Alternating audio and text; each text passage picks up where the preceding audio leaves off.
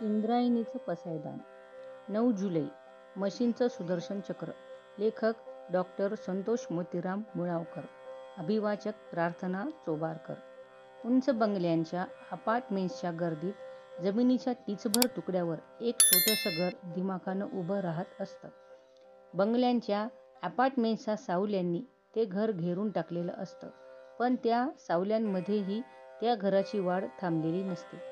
ह्या सावल्यांच्या गर्दीतही त्या घरानं स्वतःसाठी उन्हाची तिरीप शोधलेली असते. ह्या सावल्या अंधारणार नाहीत ह्याची काळजी घेतलेली असते. कधीमधी सावल्या अंधारल्याच तर ह्या घरांना स्वतःसाठी एक छोटा नक्षत्राचा आधार शोधलेला असतो. त्या बंगल्यांच्या अपार्टमेंट्सच्या सावल्यांच्या आतल्या अंधारालाही या छोट्या घराच्या छोट्या नक्षत्राचा मोठा आधार वाटत असतो. हे नक्षत्र असतं एका छोट्या पाटीवर लिहिलेलं. ही पाटी अशाच एखाद्या पेंटरकडून लिहून आणलेली असते. तो पेंटरही नेहमीच भाकरीच्या चित्राच्या शोधात असतो. त्याचं भाकरीचं चित्र अपूर्ण असतं. त्याचं झोपडीवजा घर ही त्याची आर्ट गॅलरी असते. ह्या आर्ट गॅलरीची जमीन सांडलेल्या रंगांच्या ठिपक्यांनी सजलेली असते. कधीकधी ही भाकरीच्या शोधातली आर्ट गॅलरीही त्या पाटीवरच्या नक्षत्राला परवडणारी असते. अशा परिस्थितीत रंगांच्या छोट्या डब्यात बोट बुडवून त्या पाटीवर नक्षत्राची अक्षरं उत्कीर्ण केली जातात. हे अक्षर नक्षत्र असतं. येथे फॉल पिको करून मिळेल. ह्या नक्षत्रात स्वतःवर उभ्या राहणाऱ्या स्वावलंबनाची जिद्द असते. त्या घरातल्या मायमाऊलीनं चूल आणि मूल सांभाळत फॉल आणि पिकोचं हे क्षेत्र जाणीवपूर्वक निवडलेलं असतं. रांधा-वाढा, उष्टी काढा ह्यातून उरणारा फावला वेळ तिनं त्या फॉल आणि पिकोच्या मशीनमध्ये शिवून टाकलेला असतो.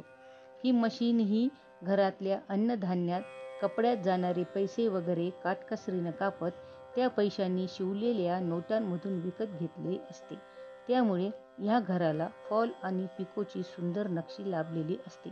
फॉल आणि पिकोचं प्रस्थ नव्हतं त्या काळातही अशा छोट्या घरांमध्ये अशी पायाची नाहीतर हाताची मशीन होतीच.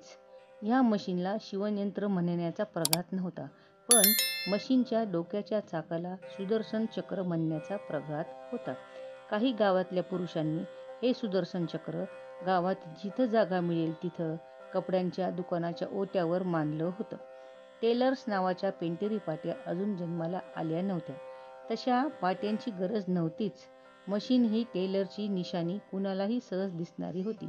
जोडीला टेलरच्या गळ्यात नेहमीच टेप असायचा. हा टेलर ज्या काळात शिंपी होता त्या काळात त्याच्या नजरेतच टेप असायचा. अगदी वृद्धांचे कपडे तो वाढत्या अंगाचे शिवायचा. ते काहीही असो, ह्या मशीनचं सुदर्शन चक्र गरगरा फिरत राहिलं. त्यामुळं घर चालत राहिली. घरातील लेकरं शिकून मोठी होत राहिली. मोठी झाल्यावर मायबाप शिंप्याला विसरत राहिले. त्यांच्या शिवणीतला कोस तेवढा शोधत राहिली. पण मशीनचं सुदर्शन चक्र खंतावलं नाही. भाकरीच्या शोधात फिरत राहिलं. घराला पुढे नेत राहिलं. ह्या सुदर्शन चक्राला थांबणं माहीत नाही. ही मशीन शोधणारे, प्रगत करणारे शास्त्रज्ञ त्यातला पहिला निर्माता एलियस होवे. त्याची 9 जुलै 1819 जन्मतारीख. या बाबी ह्या सुदर्शन चक्राला माहीत असल्याचं कारण नाही. तेवढा वेळही या सुदर्शन चक्राजवळ नाही.